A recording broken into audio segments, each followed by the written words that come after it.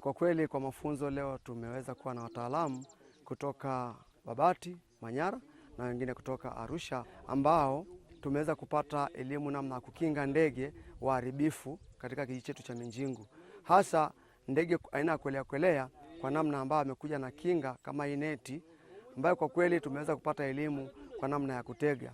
Lakini kingine kikubwa ndege tulionayo kwa sababu ni hawa kasuku, pia tunaweza kutumia hii neti kwa sababu inaweza kukinga na kuzuia na wanyama. Pia kuna tembo ambaye pia tumepata namna ya kutengeneza ile baruti ambayo pia tumepata kwa wataalamu wetu, na namna pia ya kuzuia kwa kutumia kile kifaa kingine kama baruti ya kurusha kwa namna ambayo unachoma na kurusha kwa pamoja ikiwa na baruti 8 ndani.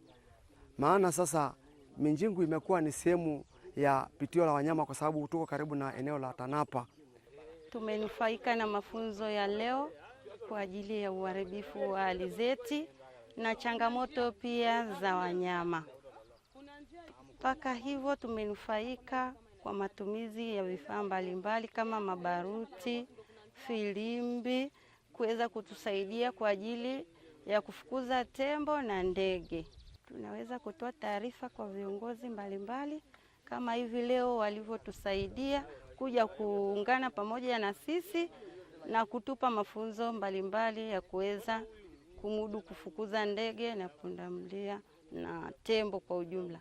Elimu niliwapa elimu leo wananchi wa kijiji cha Minjingu kupitia uvamizi wa wanyamapori na binadamu, hasa tembo kwenye mazao.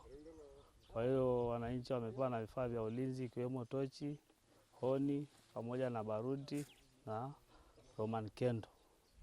Pia tunashukuru Jumuiya ya Hifadhi ya Wanyamapori kwa ushirikiano wa DGO wilaya kutupatia vifaa hivyo vya ulinzi. Napenda kutoa shukrani zangu kwa wananchi na wakulima wa kijiji cha Minjingu kwa kuweza kushiriki elimu ambayo wameipewa katika kuzuia na kupambana na hivi visumbufu vya mimea, pamoja na shirika la TPW ambayo tumepata mtaalamu wake ambaye amewaelekeza wakulima ni namna gani ya kutumia vile vifaa vya kufukuza ndege pamoja na wanyama.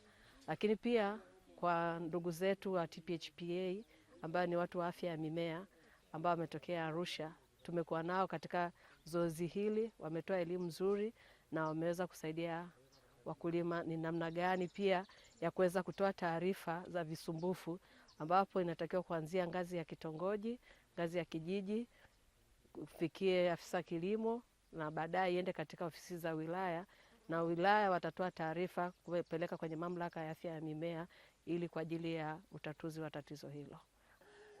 Tuko hapa kata ya Ngaiti kijiji cha Minjingu kwa ajili ya kutoa elimu kwa wakulima namna ya kuwatambua ndege waharibifu aina ya kwelea, pia kwa ajili ya kuripoti njia ambazo wanaweza kutumia kuripoti ili taarifa iweze kufika TPHPA na TPHPA iweze kuwadhibiti. Lakini pia tumeweza kuwafundisha wakulima mbinu mbalimbali za kuwafukuza ili waweze kuokoa mazao yao.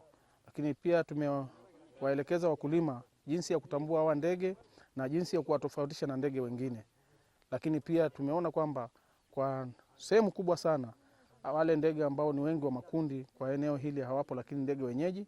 Kwa hiyo tumewafundisha namna gani na mbinu gani wanaweza kutumia ili kupambana na hao ndege wachache. Sababu wale ndege wengi kwa ujumla wakulima hawezi kupambana nao, ni serikali kupitia TPHPA.